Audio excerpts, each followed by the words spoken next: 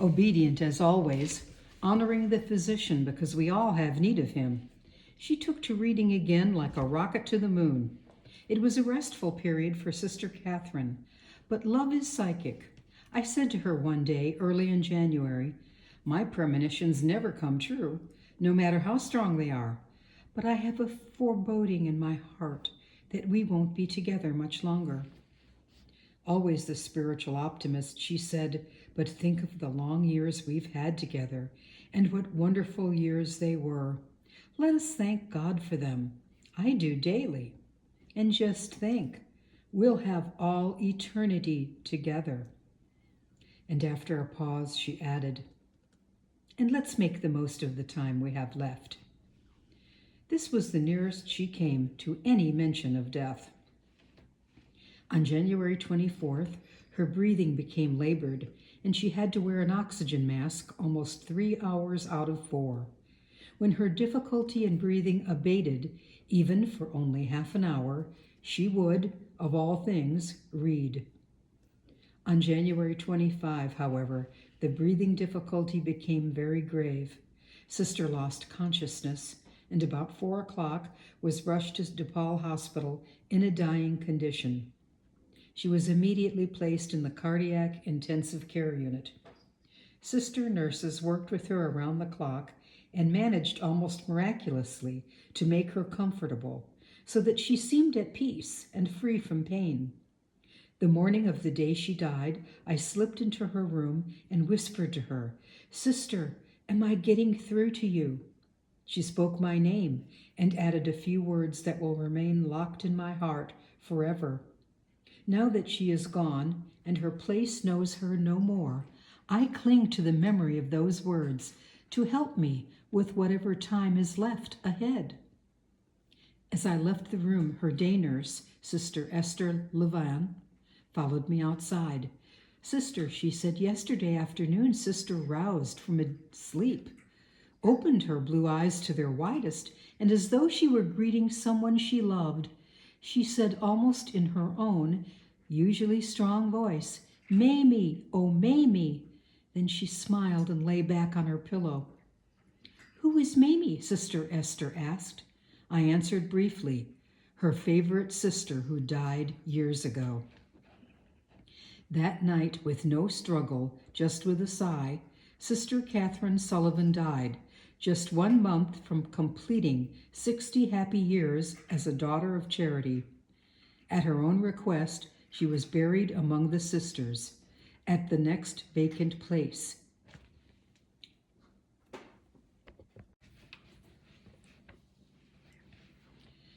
For Sister Catherine, letter writing was as truly an apostolate of delicate charity as was visiting the widow bereft of her husband in a tragic accident, or visiting the sick in their homes or in hospitals. Sister Catherine attended wakes of deceased relatives of the sisters as faithfully as she attended Mass on Sunday. Her relationships with people were always on a very personal basis. In the days when particular friendships were the bête noire of most retreat masters, religious superiors, and the subject of many spiritual writers, Sister Catherine never spoke of them. Once a sister said to Sister Catherine, "What do you think of these so-called particular friendships we hear so much about?" Airily, she quipped, "Particular friendships? Why, all of my friends are particular." One of Sister Catherine's most favorite people, as she would call it, was her personal physician, Dr. David B. Flavin. Sister never traded on personal friendship to get professional concessions.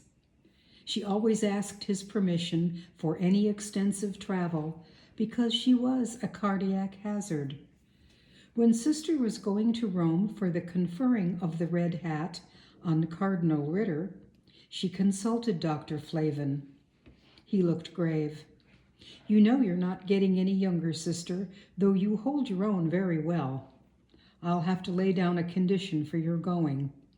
You may go on one condition, and that is provided you take your personal physician with you. Dr. Flavin is almost abnormally busy, but work could wait while he and his wife went to Rome with Cardinal-elect Ritter and his by invitation only retinue to keep an eye on Sister Catherine's health. When I asked Dr. Flavin if I might include a personal letter or two from Sister Catherine, he launched on a eulogy of her subtle wit, the jokes they shared, and, as everybody knew her, rhapsodies of what a wonderful woman she was. When I came back to the original request, he hedged. "Sister," he said, "do you know where those letters are now?" I hazarded, "In your files?" He said, "No, they are in my special box in the bank vault. I go down there and read them sometimes when I need a lift. Nobody has a key to that box but me. Absolutely no one." I teased, "Are you leading up to saying no?" With real regret, but a kindly firmness, he said, "I'm afraid so.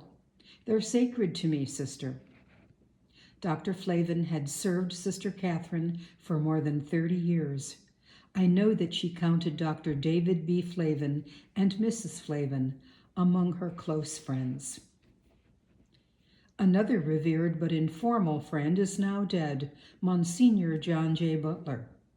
We venture that in heaven he will look kindly on one's pilfering just one letter to Sister Catherine and her answer, which summarizes so many of the works they accomplished together.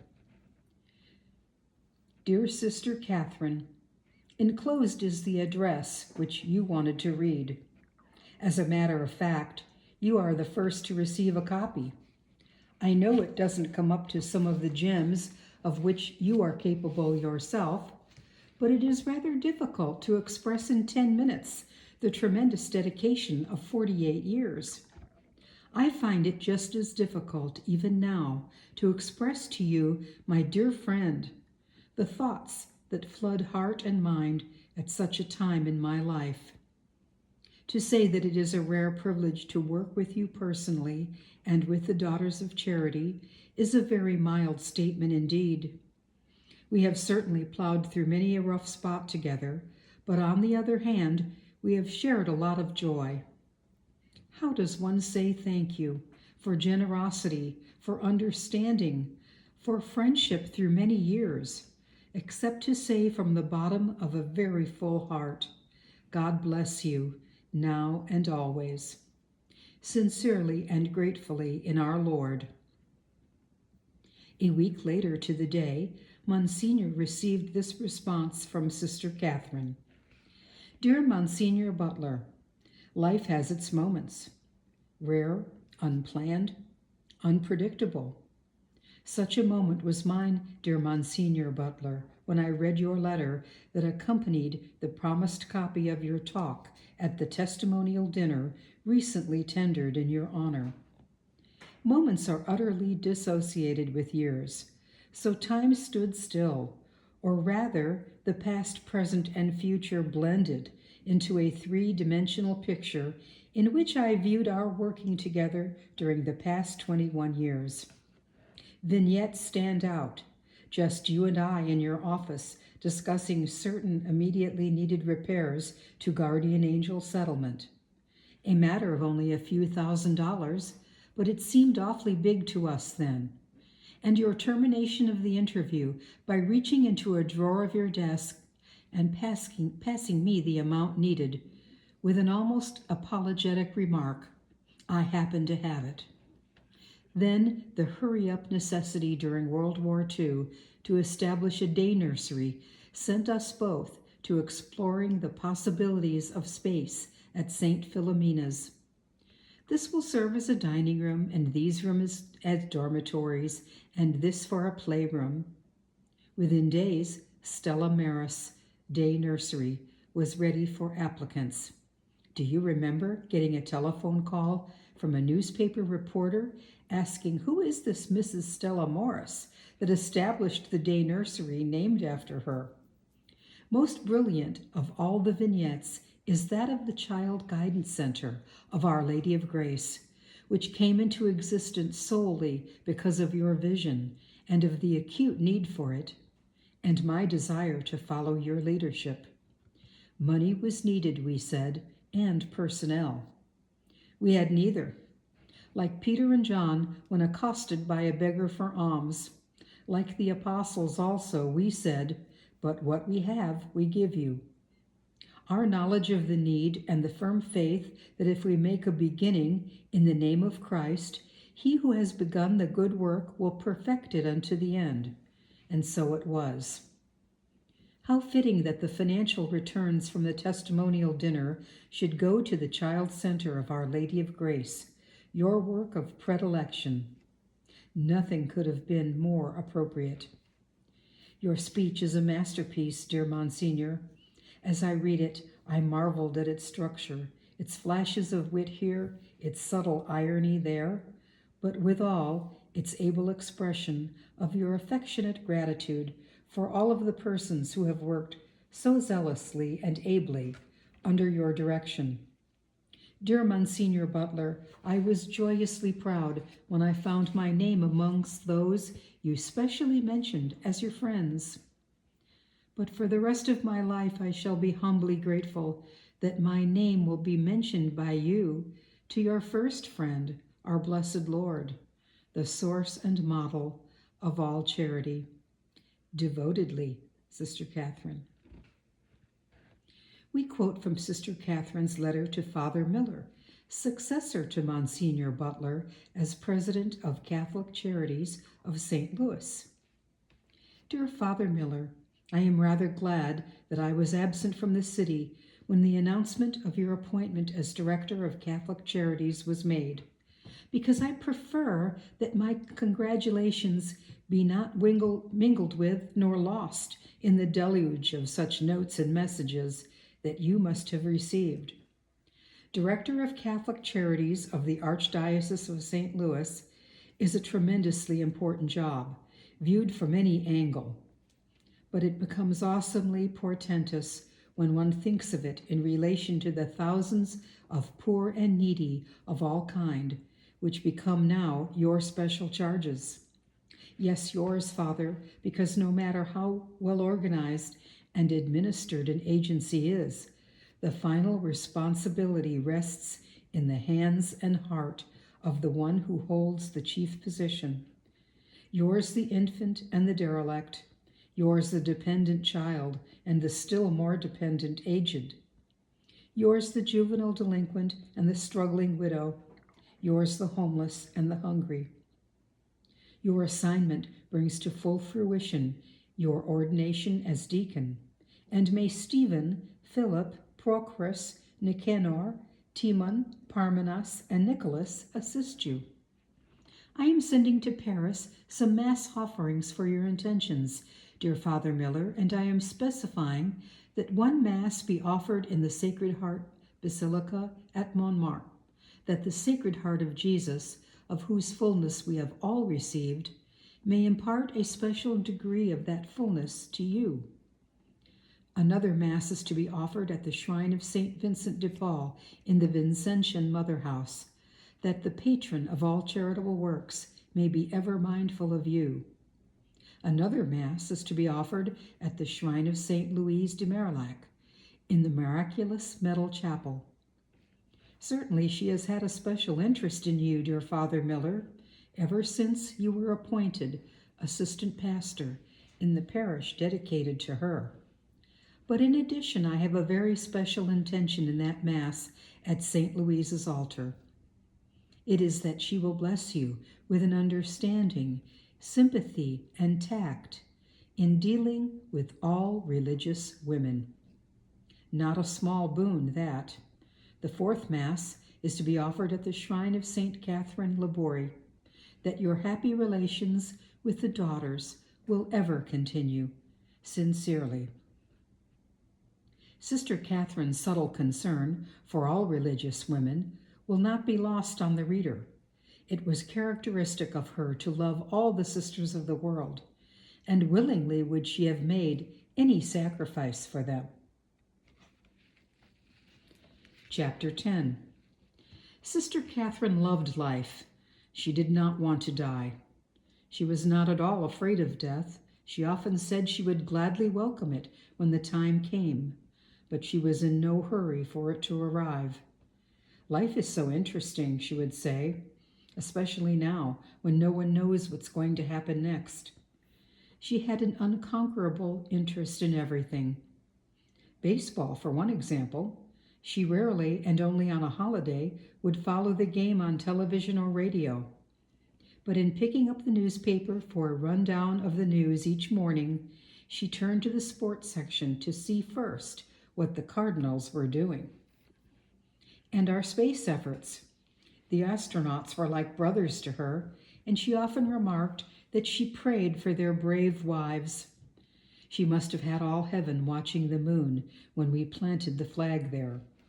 She read the editorials and the columnists, agreed or disagreed out loud, and then with a salute to another new day, she would begin her morning's round of dictation at 8 o'clock until noon. Her secretaries loved her, and speaking of her unfailing sense of humor, they would say, "It's like reading a new and absorbing book every day, with each new letter dictated seeming like a new and exciting next chapter." But her abiding interest was the church and the religious life. She was delighted that all religious were experimenting in ways and means of how to get rid of the cobwebs that had accumulated around rules, customs, and once worthy but now outmoded traditions. But it disquieted her to see the secular forms some of the experiments were taking. She was a keen student of human nature, a loving and understanding one, but her last days were shadowed by what was happening to some communities due to what she attributed to a faulty reading and misinterpretation of the post-conciliar decrees. But one never heard a word of destructive criticism from her about priests or sisters. Simply she prayed for them. Nothing daunted her faith. It was just the suffering of the Holy Father and the turmoil in the church that disturbed her. But always the cheery words, "The church and religious will go on forever. Those who leave lose. Those who stay are the winners. Oh, sisters," she would add, "let us pray very hard for the losers." Then with a roguish smile and a twinkle in her eyes, she would implore, "But don't ever say of them that they meant well. It is the one calumny or detraction I could never endure. Just imagine having 'she meant well' inscribed on your tombstone." Sister's health was failing, as one might expect at her age, but from October through December she was in and out of DePaul Hospital with a back ailment that Dr. Flavin ascribed to stress. "You want to work at 82, he said, as you did at 50. And no, it cannot be done." Sister Catherine came home from the hospital on New Year's Eve. She was very much her old self, saying that Dr. Flavin had condemned her to an armchair. She had added, "Don't set me apart with the dignitaries," referring no doubt to the special graves with larger tombstones of the two former visitatrixes, a tribute from the sisters, which they had not had the foresight to forestall. Thanks to the new liturgy, which Sister Catherine loved, our Reverend Spiritual Director, Father George Dolan, insisted on no Black Mass. For Sister Catherine, he said, only the Easter Mass of the Resurrection is fitting, and only joy, because she herself was the Spirit of joy, is a fitting theme for our last farewell. At her funeral Mass, Father Dolan gave the homily. In his opening remarks, he called attention to the brochure Liturgy Mass of Burial for Sister Catherine Sullivan D.C., in which was given the explanation for the choice of the Mass of the Resurrection. Today's liturgy, like the reality of Christian death, is a mixture of the sorrow and sense of loss and the constant, unconquered hope of resurrection. The white vestments, the paschal candle, the whole positive tone of the liturgy, all of these speak to us of the ultimate victory of Christ. for we have come together to honor a life spent in the service of Christ and his mystical body. We testify by our belief and confidence that this life is not ended, but merely changed. This is the fruition of Christian life. The white robe given at baptism becomes the white cloth of resurrection covering the coffin. A new, unending life is begun, and we are called to profess our faith in our sharing a similar destiny with God. In speaking of Sister Catherine's many accomplishments, Father Dolan said, "The list of services which Sister Catherine rendered to the Church was rather formidable, and if we reflect upon the contribution she made to the Church, to the community, and to individuals both within the community and outside, be they members of other communities or be they members of the laity, in various contacts with her, her works were astounding." He then likened her to a candle bearer. In reflecting on Sister Catherine, one thought in particular keeps returning, and that is the thought of Sister Catherine as a candle bearer, one who sheds light and cheer and warmth and love, one who is always so optimistic, one who tried so successfully to do the will of God, and because of her faith and hope and love of God, was able always to see the bright side, the cheery side of life and circumstances. With Sister Catherine, it was never partly cloudy. It was partly sunshine. With Sister Catherine, a half-filled glass of water was never half empty. It was half full. One day in the wintertime years ago, standing at the front door while talking to several of the sisters, one of them remarked how bare were the trees. But Sister, in her cheerfulness, optimism, and warmth, said, "Yes, it is good that the trees are bare. This way we can see the trees because they are not hidden with their foliage." Sister Catherine certainly was proof that it is better to light one candle and help extinguish the darkness than to light no candle and curse the darkness. For no matter what the circumstances were, no matter how suddenly a particular situation developed, no matter how seemingly impossible the situation was, Sister Catherine always called on her faith, her hope, and her love of God, and in her attempts to live in conformity with the will of God, was always able to see the light. This is why I think of her as a candle bearer. Tributes poured in. From among the many bishops, Monsignori, priests, mothers general, private sister friends, and friends among the laity, we have chosen two.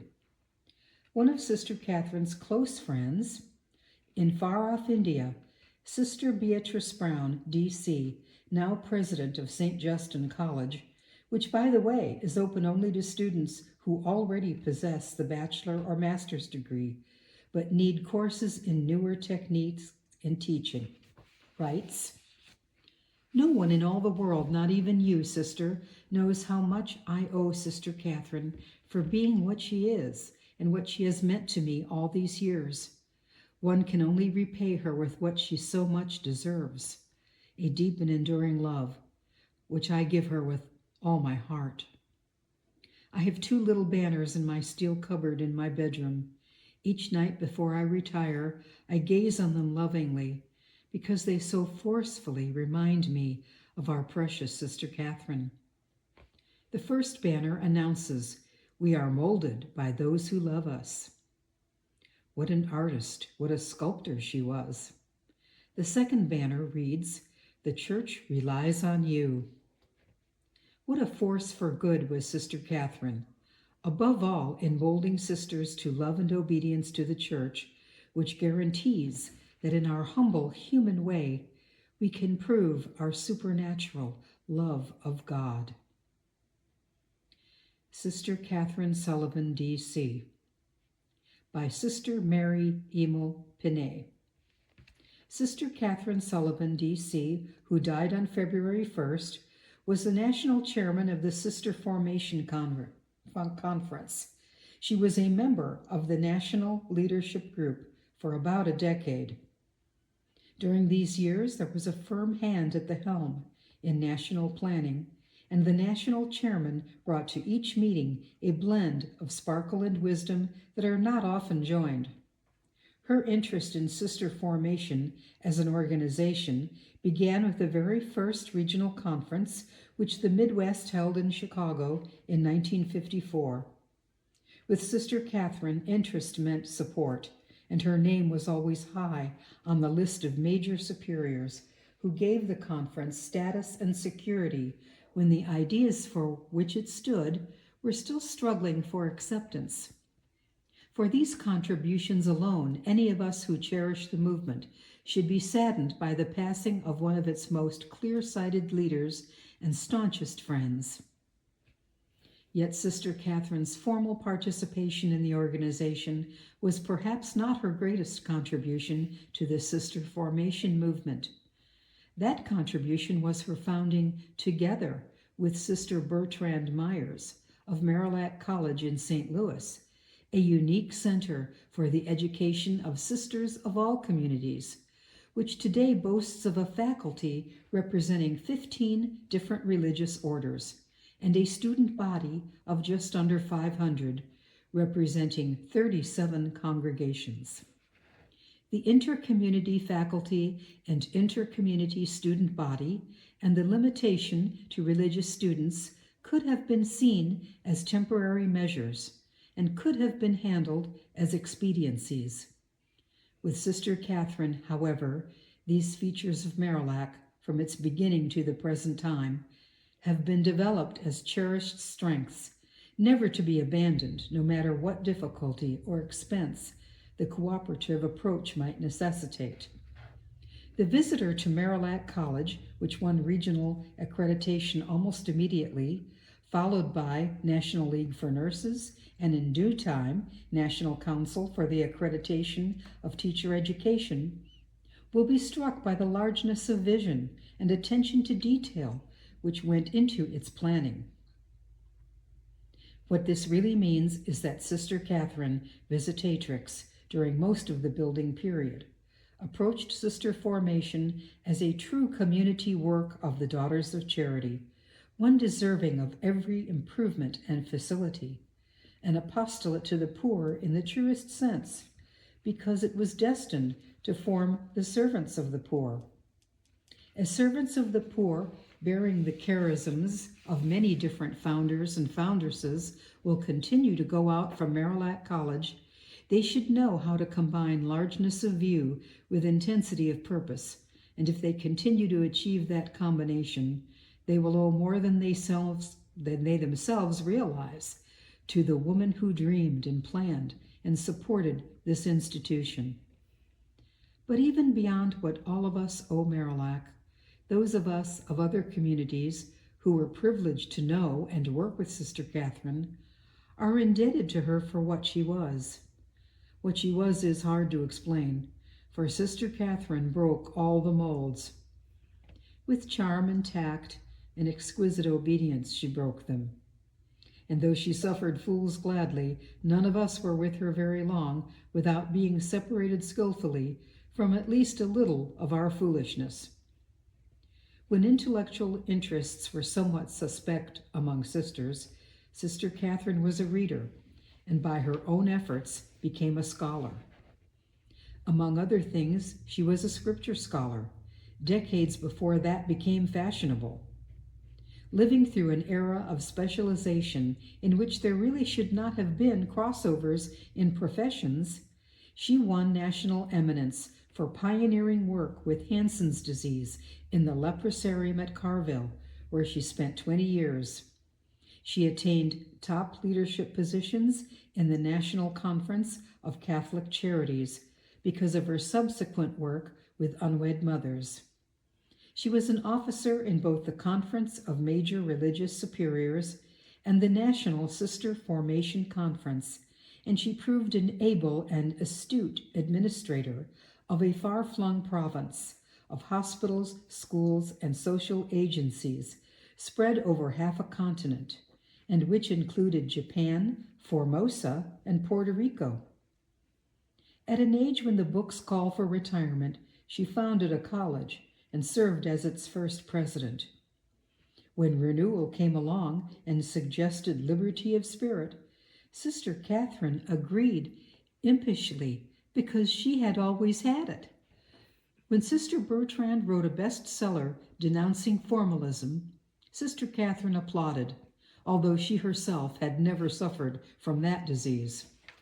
When Newthink, a few years later, proceeded to threaten the destruction of Catholic education and introduced some secularization of religious life, Sister Catherine was not threatened by thought fashions which might submerge her in the battle of the labels, and smilingly but vigorously dissented.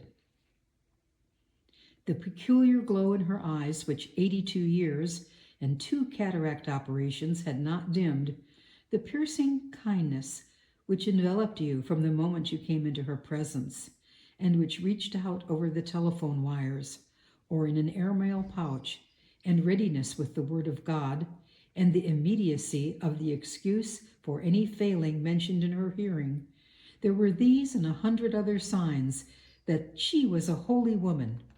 But such an observation would not twice have been made in her presence.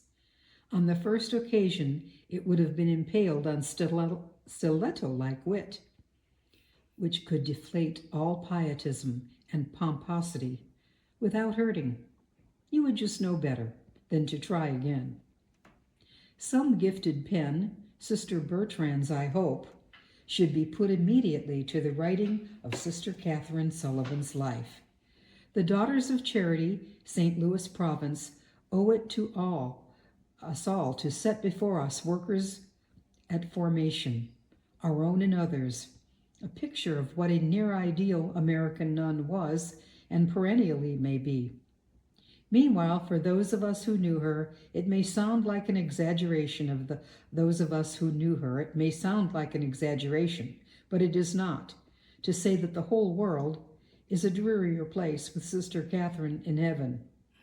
But it will be fun someday to learn how she is taking them by storm up there. Sister Mary Emil, IHM.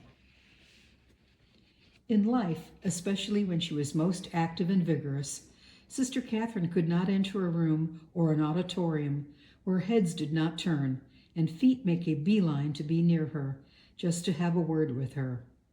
Sisters, seeing her for the first time, would say, "You can tell she loves sisters." I did not feel like a stranger in pressing her hand. I felt that she sort of belonged to me. So with Sister Mary Emil, one can readily wonder if St. Peter had to call for order when she appeared at the pearly gates. But nothing, I firmly believe, can divert her attention from those she loved and left still plodding the uphill way she so magnificently lighted for hearts that were weary and steps that were faltering. These have a special claim on her now. As in life, so in eternity, she will not fail them. For now, more than ever, she can be truly everywhere. And wherever Sister Catherine is, it is always springtime. That's our conclusion.